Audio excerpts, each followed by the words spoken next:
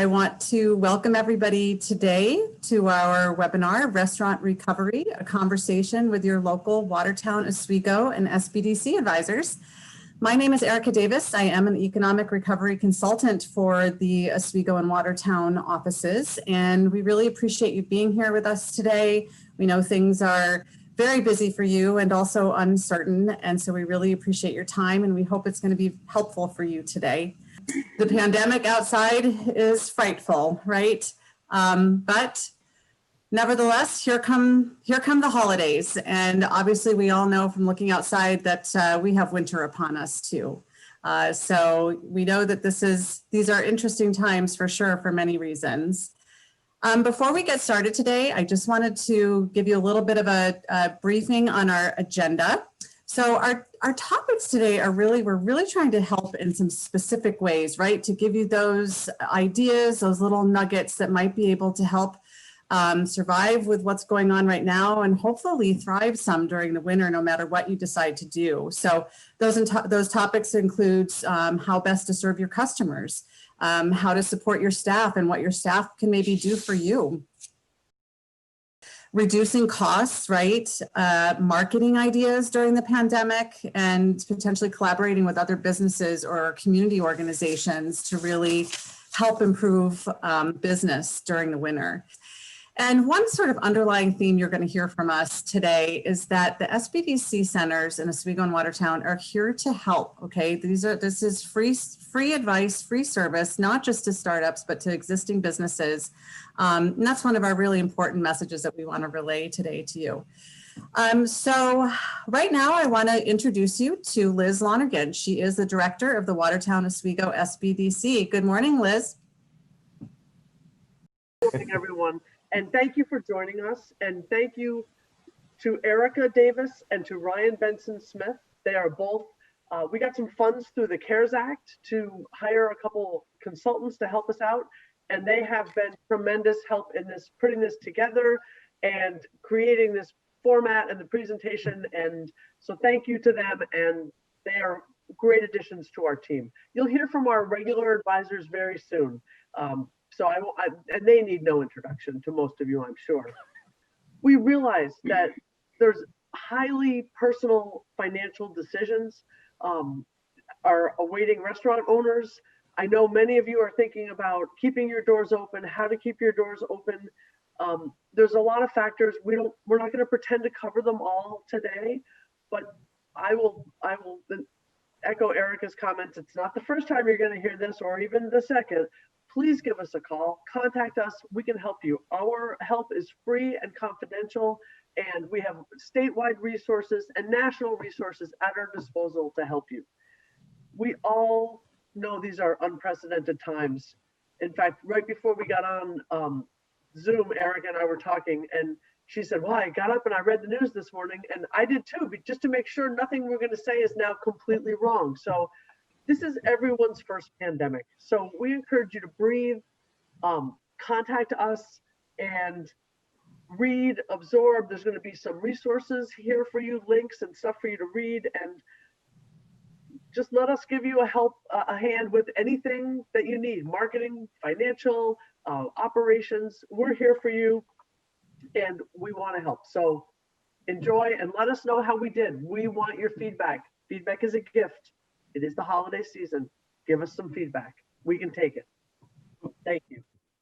Awesome, Liz. Thank you so much. So before I introduce the SBDC advisors officially, we do have a couple polls here today. And so our first one is, are you planning to stay open for the winter? So if we can start our poll, see if anybody wants to help us out here with some votes. All right, so it looks like 75% are still planning to stay open. Now, of course, the caveat here is there could be some forced closings except for takeout, right? And we understand that. 25% said yes, but only for takeout. So, okay, also understandable. So helpful for us going forward into our topics today as far as what everybody's plans are. So thank you for that. So I want to introduce our advisors today. I'll start by introducing John Halleron. He is the SBDC advisor for the Oswego office. We have Good morning. Sugrue with us today. Hi, John. She is at the Watertown SBDC. And Robin is also an SBDC advisor at the Watertown Center. She's not with us here today, but she is there to help. And Kiah Sugrue is here with us from the Watertown SBDC. So before we get started on our topics, John, can you give us just a little bit of information about how you specifically help your clients at the SBDC? Sure, I'm pretty much going to reiterate what Liz had mentioned earlier. Our services are completely free, confidential, and individualized. All marketing, financing, any type of entrepreneurial assistance, we're here to help, and we'd love to hear from you and love to work with you. Excellent. Thank you for that. All right, let's get on to our topics here. So the first one is, and obviously one of the most important, right, is how can restaurants, or what can restaurants do to best serve their customers over the holidays and throughout the winter? And I do love this quote, you know, it's not just about the product, it's about who's behind the product and really providing that exceptional customer service. So who wants to start with this very important topic? I will. The number one thing that you want to have people know when they come to your restaurant, that they trust what you're doing to protect them. About who's behind the product, like that quote says. You know, when they come up to your restaurant, they want to see masks. They want to see plexiglass. They want to see, are your waiters and waitresses making sure that people are observing all those rules that are supposed to be happening within the restaurant? You know, are the tables spread apart enough and everything like that. People are very nervous right now about going out to eat. So if someone walks into your place and sees that there's something happening, they're going to be very leery about coming in. So I think the number one, you know already if you're in business what regulations are. Make sure you're doing that, and also emphasizing it in any marketing that you do. That you're 100% committed to providing safety for your customers. And that's going to be really important to keep going. Great advice. Who else wants to chime in? Well, I just wanted to mention, believe it or not, technology is something that you can invest in to ensure in safety. If you don't have things like online menus and touchless pay options, even the QR coded menus are a great option for people. So they don't have to touch menus. The servers don't have to consistently clean them. These are things that you want to consider investing in if you don't have them. Even menus on whiteboards and chalkboards.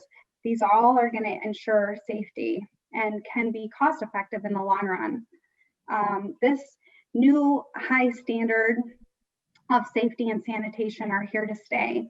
Restaurants are going to be held to this new normal. If there was ever a time to invest in these technologies, I would say now is it. The most important thing is making sure that your customers and your employees are safe during these times. And these technologies are going to be what helps eliminate the spread of germs. I know that cost can be an issue, but believe it or not, they're very affordable ways to do this out there. And the biggest question is can you afford not to make these investments right now? You want to remember that we are here to help you analyze these costs for your businesses. We're free. We can figure out if these options are going to make good financial sense for your business. And so believe it or not, these investments will definitely make your customers feel safe and exceed their expectations, which is the most important thing right now. It absolutely is, for sure. John, anything as far as customer service? The key is going to be maintaining positive relationships with your existing customers. Set the expectations and meet them. Everybody is going through a different phase, a different story, but your regulars are the ones that are going to keep you going. But it's also an opportunity to see if you can expand your customer base. You got to admit, people aren't going to be traveling as much as they have been. So your snowbirds, so to speak, may not be leaving. So there is an expanded audience right there. Find out, ask them, are you going or are you staying? And if you're staying, what would you like? What are the things that make you comfortable? How can we serve you and make it easy for you? So keeping a customer base, expanding it, and just being yourselves. That's the whole key. Absolutely. I really love that idea of, thinking positively about, yes, things are different, but they're not all bad, right? As far as, people not necessarily going down to Florida, your market might actually be more sizable than it was over the winter. So really a cool idea to think through all of that. So anything else about customer service through the holidays? I was just going to say, practice your smiling eyes. That's right. They show up more these days, don't they? Absolutely. Okay, let's go ahead and talk a little bit about staff. So what can restaurants do to retain and motivate their staff over the holidays? Who wants to start with this important topic? Keep your staff involved. Listen to what they have to say and give them credit for what they do. Money is not the sole motivator. It's the appreciation, the respect, and the admiration for the work that they do. I would be very, very succinct about how things are going to be done and be honest with them, be open, and let them know what's going on. A good example of this would be a client of mine who runs a veterinary hospital. She gave her staff of 15 an option to either stay or go based on how comfortable they were. They all sat down, they all had the discussion, they all set the guidelines, and they all stayed. So keep that dialogue open. Accept the ideas and use them. Not just listen, but utilize. Yeah, that's great. A lot of it so much is about, this takes so much time to figure this out. But again, it's just like, is the cost worth it? The time is worth it to put into figuring out how everybody can feel comfortable working there. So what else? Well, again, staffing has been a real issue during this whole period that people have had to shut down partially or totally. So you really want to be highlighting your staff members, drawing them in, as John. Money isn't the only thing. Use your staff in your social media marketing. They feel good. They see themselves on your Facebook page or your Instagram. They're going to say to their friends, hey, look at this cool picture of me, working in the restaurant. We want to make sure in those pictures that they show that they're using proper, techniques for being safe. But, it's a way of making them feel special. And I know Robin, who couldn't be with us today, she talked about a hardware store that she knew that featured an employee every week in their social media marketing and put their picture out there. And, it just kind of makes you feel good. You feel like you're part of the team. And again, like John said, ask your employees for their opinions, their questions. They're out there on the floor with the customers. They know what's going on in their heads. So, you don't want to have to be training a whole new staff in the middle of all this, So just make them feel special and use their smiling faces in all your social media. Fantastic ideas.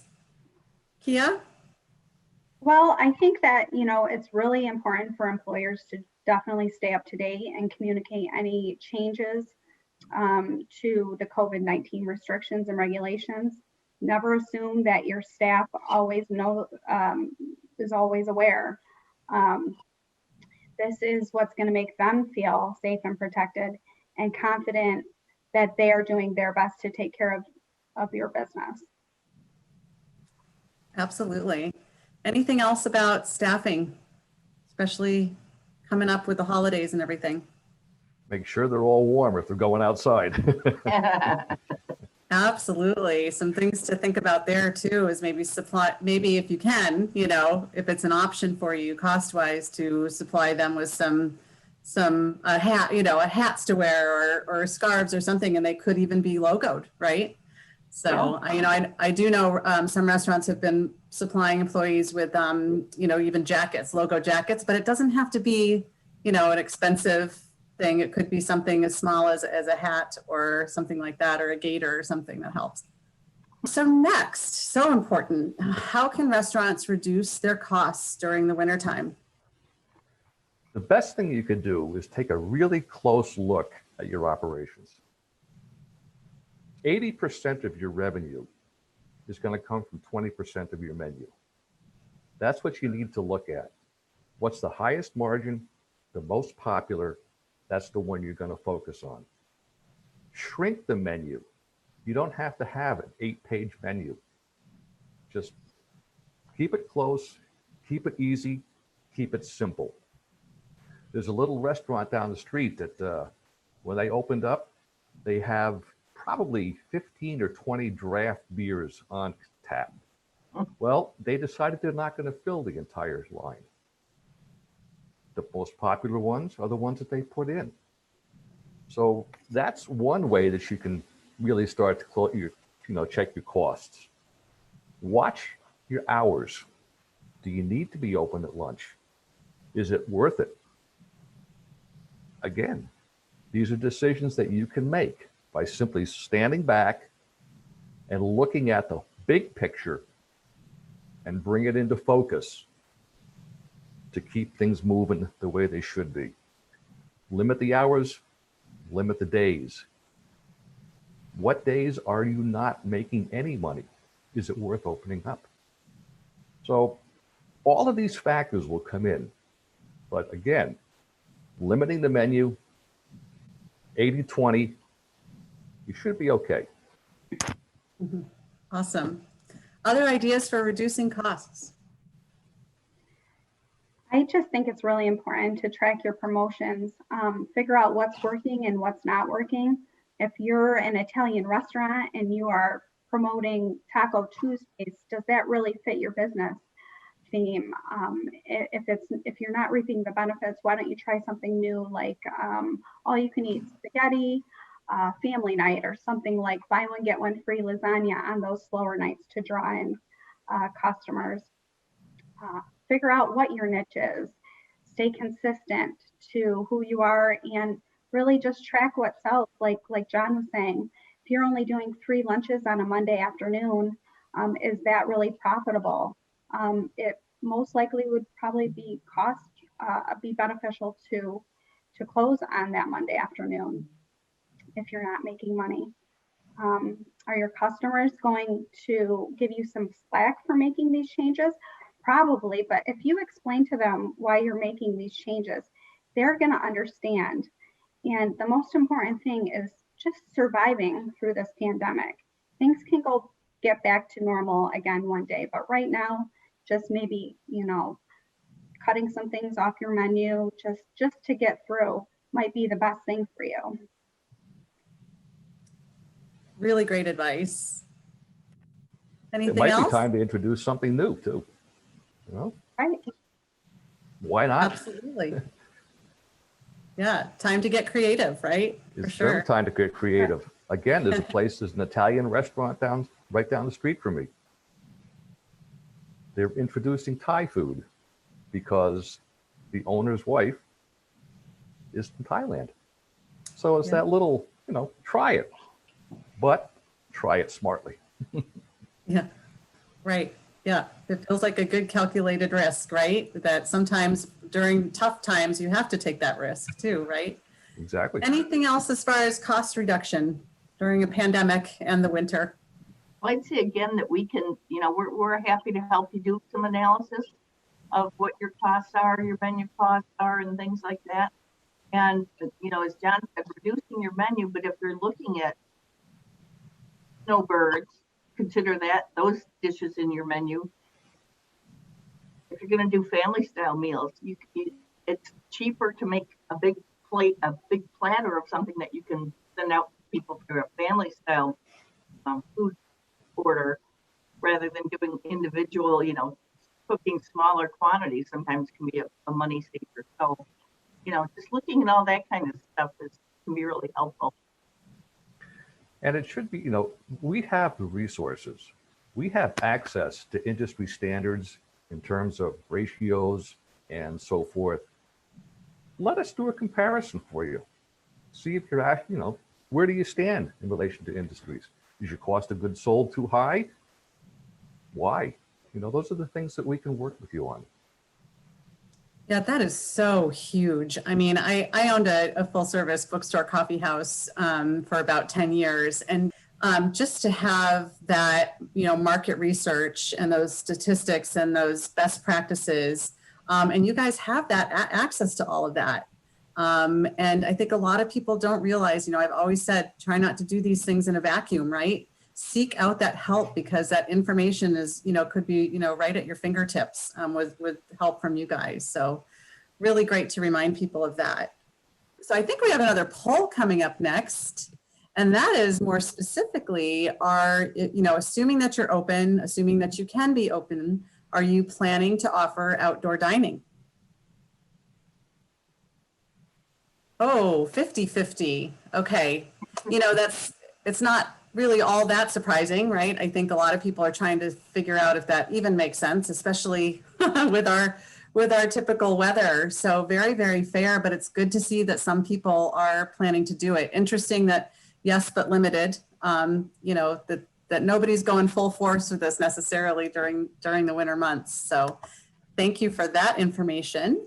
And that kind of helps us get into our next topic here, which is how should restaurants handle both indoor and outdoor seating coming up? Who wants to start that conversation up? I'll go first.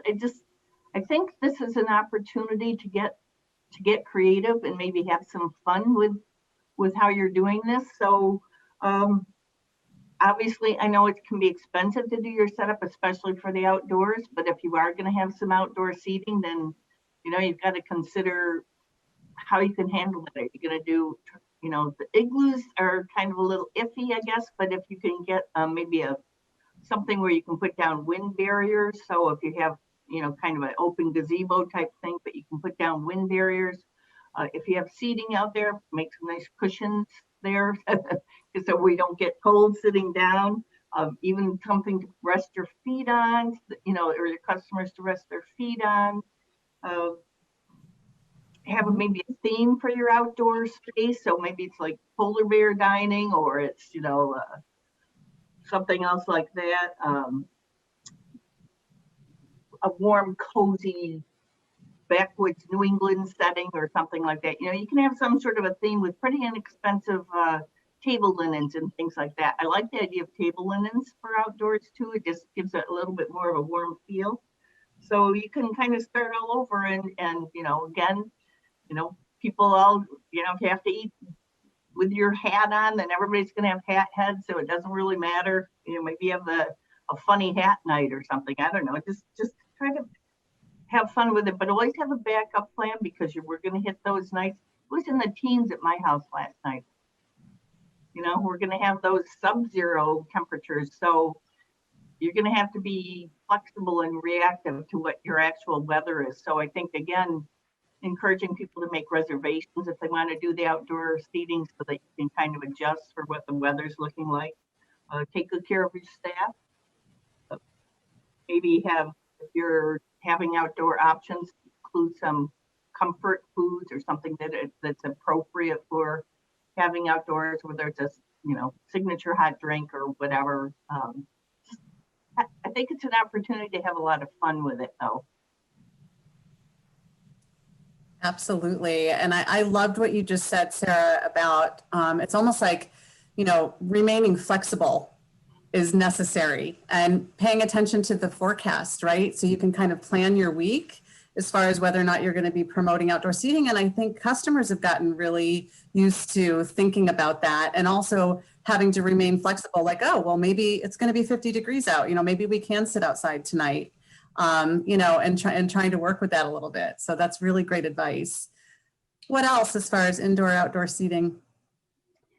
I think, you know, now is the time to get together with your local community and prepare a calendar of events for the winter months. Working together to try to pull people into your town. create fun, memorable, special events that may bring people back for years to come. I look at like the Harbor Hotel hosts the Fire and Ice event every year. Tickets sell out. It's awesome. But they offer fireworks and they have music and there's ice sculptures. There's complimentary wine tasting and hors d'oeuvres that they offer, and a portion of the proceeds go to local charity. You might not be able to do something on such a large, grand scale, but maybe scale back, do something on a small scale. Make it a memorable experience for people. Do things like, make the outdoors as inviting as the indoors. String, those pretty white lights throughout your outdoors.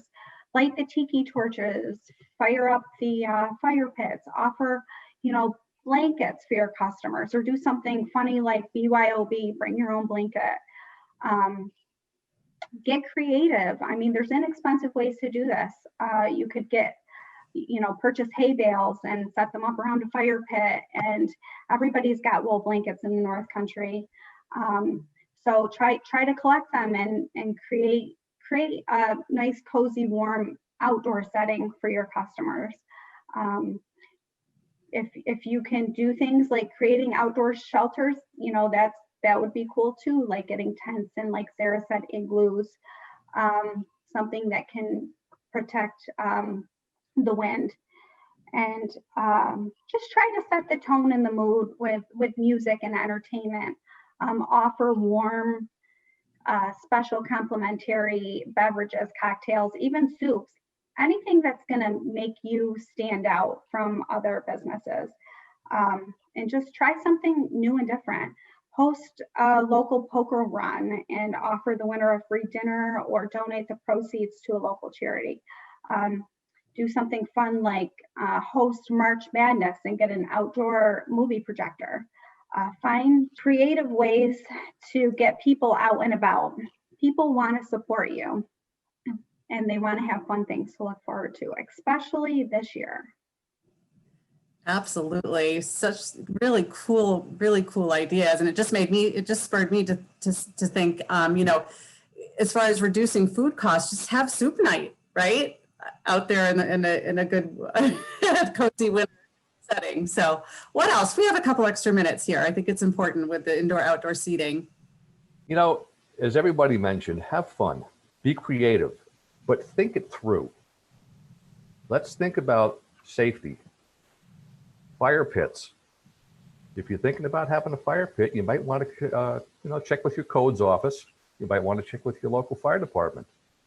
If you're going to have shelters and you're going to have heat inside the shelters, you might want to consider a CO alarm just to make sure everybody's safe. I don't want to be the downer, but as a volunteer firefighter, I've seen a lot of stuff. And I just want to make sure that you think it all the way through. Not only are you concerned with your customers' safety, but you're also concerned with your staff's safety. So make sure the areas are clear, salted, and basically safe. Think it through. Because the last thing you want to do is have somebody get hurt when you're trying to have them have a good time. But again, sky's the limit. Just make sure you look at the downside. Yeah, and you're not a downer, John. You're thinking about things that are so very important, because we wouldn't want something bad to happen, right? So that's good. Anything else on indoor-outdoor seating? We didn't talk too much about indoor, but with this picture, I think is a great example of a restaurant that's really thought through things and have used some of the plexiglass for protection, even between their customers, right? So yes. And if you're going to have a fire pit, if you can have one, I would suggest propane as opposed to wood. Yeah, great suggestion for sure. Great suggestion. And they are available at different price points, right? So hopefully they're still available. But if you're thinking about that, that would be something to get a move on with, right? So depending on what goes on in the next couple of weeks with potential closings and everything, we really need to talk about encouraging customers to take out. So who wants to tackle that one first? I'll start again. I think it's a real opportunity. Like some of you said, you're you're not going to be open full time or whatever. A lot of you takeout saved a lot of restaurants during the past several months, just being able to offer that. I have a client who has a pizza shop, and she said because all the regular restaurants had to close, she said she's had a phenomenal year because of the takeout. So, but if pizza isn't your thing, start again looking at snowbirds. You know, they're going to want to come and eat early. Cottage dinners, I guess that's what, or family dinners, that's what we're calling, where you're promoting meals for 4, meals for 6, or something like that. That's a lot easier kind of to package up and can be more cost effective maybe than doing individual meals at a time. So just have fun with that. You know, again, we talked about reducing the menu. So, you know, and you said a soup night is a lot of fun. You could do a macaroni and cheese night or whatever kind of your menu is. Then you include little surprise things in there. So, you know, people may not know that they're going to get a cookie, but they get a cookie, or somebody said a fortune cookie or something like that. Looking at your takeout, decide what hours you need to have that. How do they pre-order? Do they wait in the car? So just have fun. Again, we keep going back to having fun with it, but I think it's encouraging takeout is going to be really important this year. Absolutely. What else on this specific topic? Set clear expectations. Have a procedure, explain it to your customers, and let them know how it's going to happen. There's a place in Oswego, Rudy's. I'm sure a lot of people have heard about it. They had a spectacular system set up. It was basically a drive-through. And if you have the opportunity to do that, utilize it.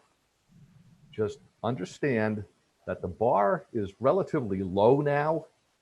So if you're clear in telling them exactly what they're going to get, that's the way to do it.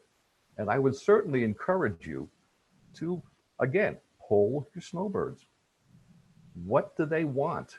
When they're down in Florida, what attracts them? Bring it back here. Scalable meals, as Sarah had mentioned. Again, I live in Baldwinsville. There's a restaurant that has scalable meals. You can buy it for 10, you can buy it for 12, you can buy it for 2. Order ahead, boom, there it is. Flexibility and delivering what you promised is going to be key to keeping your customers come back. And takeout, comfort food. We all need comfort food, especially now. So promote what makes you money, and the rest will come. Great ideas. What else about customer service? Anything? Or I'm sorry, about takeout. Well, I think that, things are definitely going to be different this year, but that's not always such a bad thing. Embrace it, have fun with it. You could be creating new traditions for years to come. If you do something, if you make awesome desserts and people are dining out, why don't you try giving them a sample of the dessert? Maybe next time they'll splurge. It's all about that wow factor. Do something different. See what sticks. Definitely stay positive, promote and support local. That's huge right now. And remember, promoting is key. People love visuals. So make sure when you're making your daily specials that you're videotaping them or taking pictures and posting them to your Instagram page and your Facebook page. This for sure is what's going to draw them to, look at those takeout, look at your menu and order takeout that night. Yeah, very good. Very good ideas. We always have to include social media in the picture, right? And we're going to be talking about that a little bit more. So what else as far as takeout, anything? I was thinking again, if we're looking at our snowbirds or we're looking at how dark it gets, that we want to make sure that our takeout meals are available early. So, you might start taking orders at noon and have a pickup time like at 4 o'clock, you know, around 4. I know my sister, the older she gets, the earlier she eats dinner. So, you know, a lot of people like that. They want to come and get their meals earlier before it gets dark, you know, so I think that's important. And again, if you're having people wait in their car, maybe you can, you know, say it's going to be so many minutes and take them out a little tiny paper cup of hot cocoa or something while they're waiting in their car or something. Just again, like everybody keeps saying, how can you make yourself stand out a little bit as being a little more pampering of your customers, and they're going to remember and they're going to tell other people. Yeah, and thank you, because you reminded me of what I was going to say, and that is that a lot of people, you know, don't realize until they are snowbirds, the sort of discounts on happy hour time, right? Those earlier dinners or those earlier times out that they usually get discounts. So if you could provide a discount to your snowbirds, that's something they're going to really be accustomed to. But then your other customers are going to see that you're doing that too, and that might be a really great way to start a really cool promotion. So promoting during a pandemic, let's talk a little bit about some good best practices that way. You know, we've talked about social media, we've talked about timing it. You know, a lot of these ideas, we're talking about the holidays, but go on beyond the holidays. So, you know, holidays, people tend to think about eating out, but you've still got January, you've still got February, you've still got March, where you're going to have people either doing takeout or eating outdoors maybe. I came up with that. You want to come up with a marketing strategy, I think, for those months. And Kiah briefly touched on, and I think we're going to talk more about it later, is, you know, combining events with other groups and organizations. So I'd say let's look at January, February, March, and what needs to go into your marketing plan and how you're going to achieve that. So I subscribe to a weekly newsletter tip sheet called restaurantowner.com, I think it's called. And one of the things they talk about that's been very successful is called the Red Letter campaign. And in the Red Letter campaign, people that come into the restaurant maybe in December or something like that, they get something in like a red envelope, and they take it home. Well, they have to come in physically or take out in January or February, whatever you say. And when they go to pay, the server opens up the envelope and you might get 10% off. You might get a coupon for next time they come in, some sort of a deal that's offered, but they have to be coming back in those slow months to take advantage of that promotion. And they call it the Red Letter promotion, whatever you want to call it. But that's going to be really, I think that's a great idea. And some of you out there might come up with some of your own ideas that you're looking at, but we also would love to brainstorm with you on ideas like that. Absolutely. Great ideas. What else as far as marketing? Well, I think just like Sarah said, just keeping up on, you know, social media advertising and making sure that people know what your latest promotions are. You know, at the end of the day, you can have the best specials and have the best ideas for an event, but if nobody knows about it, you know, it's not going to be successful. So it's never too early to start planning. You know, we have Thanksgiving right around the corner and Christmas. Do something fun like, you know, you make the turkey and we'll provide the fixings, something like that. Work towards being known for something that's going to make you special and stand out. I look at the Crystal restaurant. They're famous for their Tom and Jerry's. People come back every single year. They have to get their Tom and Jerry. And so think about something that your business can do to stand out that might, you know, bring people back every year. It's generally busy around here through Christmas, but like Sarah said, we have the rest of the winter months. We have January, February, and March to plan for. So just think about different things that you can do. And remember, gatherings are going to be on the smaller side. So people might be willing to splurge on those extra fancy desserts and appetizers and cocktails. It's like, how can we also, you know, extend the holidays, because we're looking to be happy in a lot of ways, or encourage happiness, right? Extend the holidays in a safe way, right, through the winter. So John, anything on marketing and promotions? Let's face it, we're all in this together. So this is an opportunity to start working with other restaurants and other businesses. Oswego has the restaurant week. Everybody participates. You get a passport, and you go around, and you just, you know, at the end of you get a prize at the end. But we all need each other.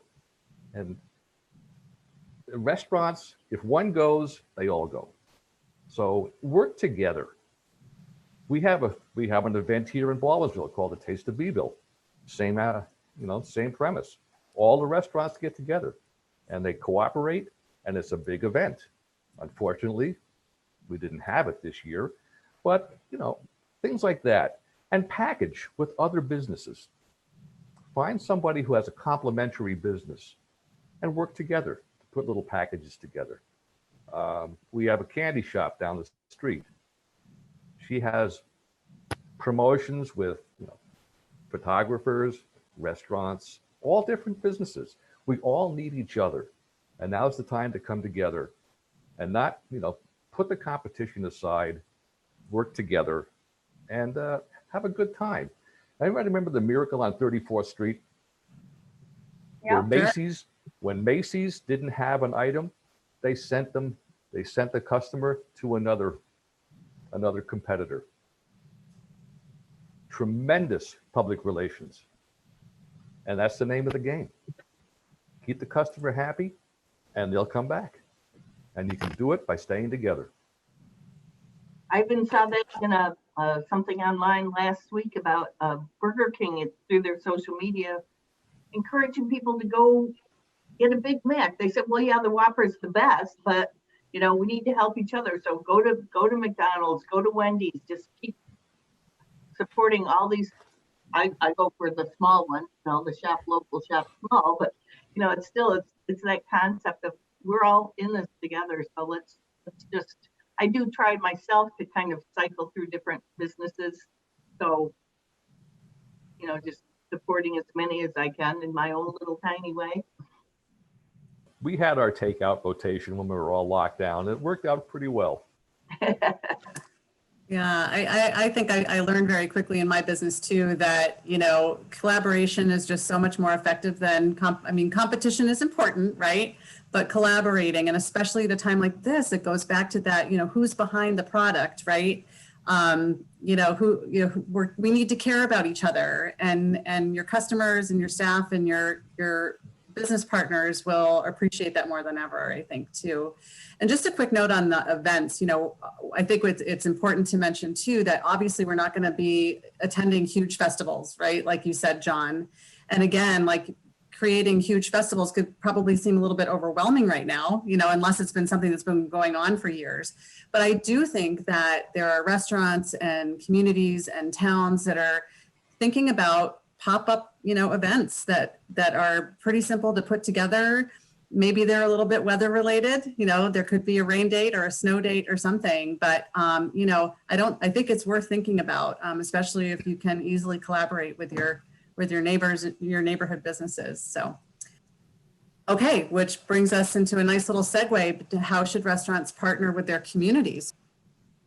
I used to have a bookstore too, and it, you know, I found it was really important to partner again with other businesses, but you can also partner with, you know, your chamber. If we're talking about maybe doing special events, get known if your municipality has certain rules. I know Watertown in particular managed to be ahead of this because last year they started loosening up regulations on having outdoor dining around public square. So a lot of the restaurants on the square this time were able to do the outdoor seating. If maybe you're near another restaurant and you want to try to do some outdoor dining, you know, you can share snow plowing costs with a shared space or something like that. You know, the winter is going to be a challenge for sure, but you know, you have to look and see how you can make it happen. I know there was a street in Lowville this summer where they would close it off once a month and on a weekend, and different restaurants could set up and serve there, and so they could do that as a community venture. And that was something that the municipality arranged. You know, I just heard too, you may have seen it, is people were talking about, you know, again, the holidays, the Christmas parade, boo-hoo, we're not going to be able to have it. Well, the city of Watertown came up with a great idea. They're having a drive-by Christmas parade. So along that riverfront parkway down there, people that want to have floats are going to park their floats so that you're not gathering crowds. People will drive by. It's kind of like lights on the lake. You're going to drive by all these floats and people will be waving from their float. And the city arranged that. And I think that's really, again, this whole sense of how can we try to make something joyous and fun, even in the midst of all that we're going through, because we have to be happy getting through our winter. You're making me think about social distancing little dance party that's all outside that keeps people warm. And, you know, we need more music in our lives right now. What else as far as partnering with community? Well, just, you know, like Sarah said, be community minded, work together as a community. Rome wasn't built in a day or by one person. Sharing ideas and everybody will end up sharing in the benefits. Ask your customers what they want to see, get their feedback. What would they like to, you know, have happen? Look at like Sackett's Harbor does the Whoville in the harbor every year. That's become really popular. And Skinny Atlas has the Dickens Christmas. This wasn't organized by one business. The community came together to make this happen. And now people come, they spend money, and they love these events. It's become a tradition for some families. And being outside, it makes it safe. People will want to come. Choose a fun theme in the thick of the winter months, and when it's slow, and decorate for it. Find entertainment, dress up, offer contests. This is what's going to get people out spending money. If you provide the experience, people will come back for years to come. Now's the time to do it. People are not going to be traveling. So now's the time to establish the partnerships. Partner with your community. Partner with service organizations. Partner with your chamber. Get as many people together as you can, and the more ideas you can come up with, the better. I know here in Beeville, and sorry I keep mentioning that, but every year they have window painting at Halloween. I remember doing that as a kid in New Jersey. Partner with a charity. And if you're going to partner with a charity, make sure you're sincere. Because if you're doing it just to be cool, people will find that out. And it's not going to do you any good. I have a friend of mine or a client who runs a bar. He has a barbershop. He's got 3 locations, one in Camillus, one in Fayetteville, and one in Saratoga. Every year, he has the barbecue, where all haircut money is donated to a charity. It started out on his front porch of his shop, and it got to be so big that he actually partnered with the town of Camillus, and now has it on their property, and it's huge, and it's very well attended. Those are the kind of things that can really put yourself out there ahead of the game. And again, it's time to put the competition aside. Again, like I said it before, we're all in this together. Relax, enjoy, and just make it fun. Yeah, yeah. And again, I think, like you said, some of these bigger festivals are not happening this year, right? So it's kind of using the ideas that they have to collaborate, but to maybe do it in a smaller way or a more social distancing way and outside. So again, here's our message, right? That if you're looking for some help and assistance, especially through the pandemic, especially through winter, and again, you know, this also may be something that you reach out to the SBDC advisors for, you know, recovery assistance that might hopefully finally be coming your way again, or the PPP loans or anything like that. You know, they're here to help that way. So if we can see if we can open up any questions, people could be unmuted, or if we have anything in the chat box. I saw Ryan, something in the chat box about igloos.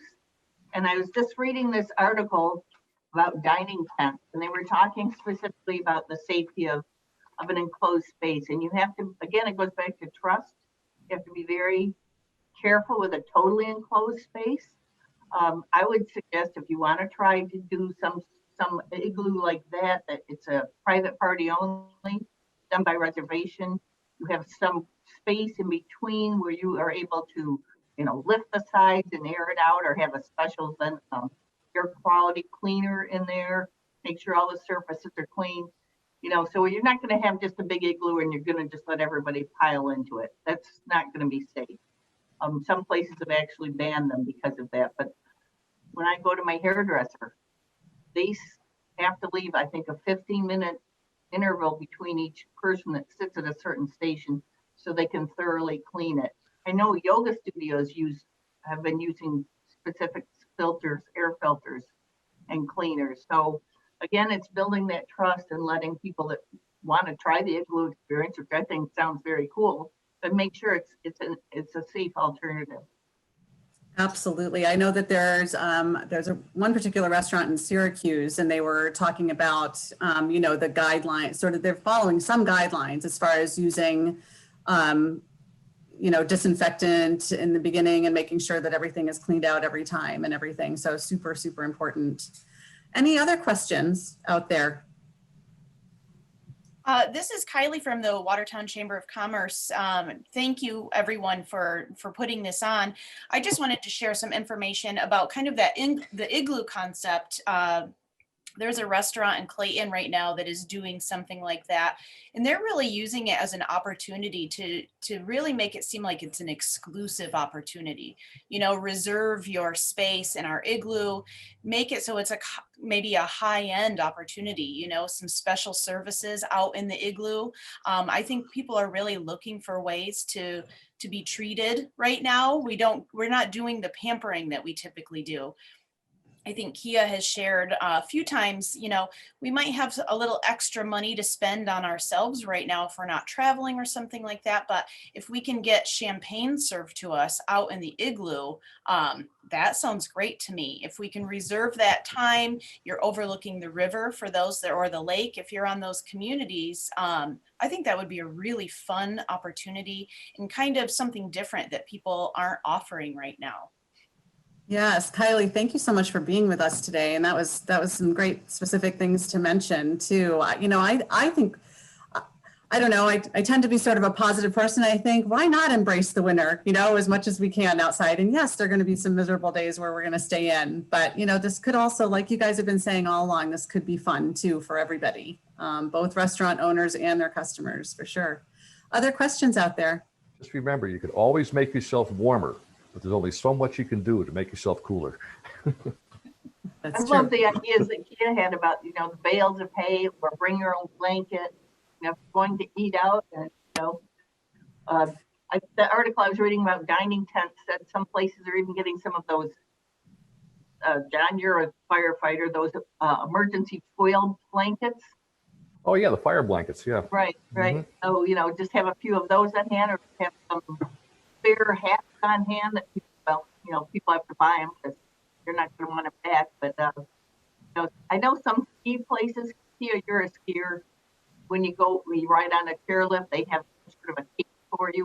You know, Yeah. just and have fun with it. And I think you can really plan a special night out eating outdoors in the winter. It's a kind of a unique opportunity that I probably wouldn't have thought of otherwise. But it's going to be a long winter, and I think it would be fun to try that.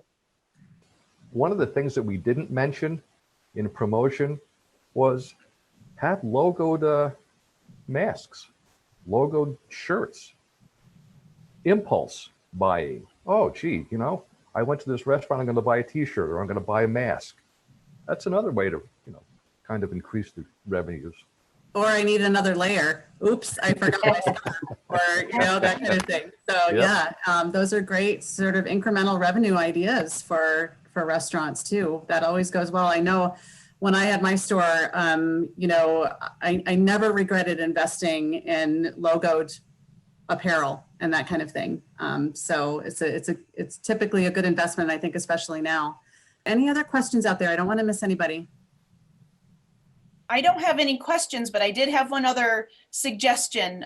There's been so many wonderful ideas, but one thing that I jotted down right now more than ever, I think people are recognizing the significance in supporting local. So if you're using local ingredients, I think that's a great opportunity to share on your social media. If you're doing a special and you're using local products in the recipe, people are really looking for that right now. And then what a cool idea to say where you got them from. Maybe you could replicate the recipe and do it at home, or maybe you could offer takeouts like frozen meals. Maybe you specialize in a lasagna, but buy one now for tonight and buy a second one for next week. You know, it freezes well, and just take it out and give some instructions on how to make it restaurant perfect. You know, so it's a similar situation, but you're getting people to buy twice the amount of product from you. We always want to mention local, right? For sure. I want to thank all of the SBDC advisors for offering some really super great advice. And again, thank you, Kylie, for being with us today. If you are looking for help from the SBDC advisors, once again, they are here to help you. And we wish you all the best of luck during the holidays and during the winter, and let's hope for positive outcomes. So thank you so much for joining us today, and hope to hear from you.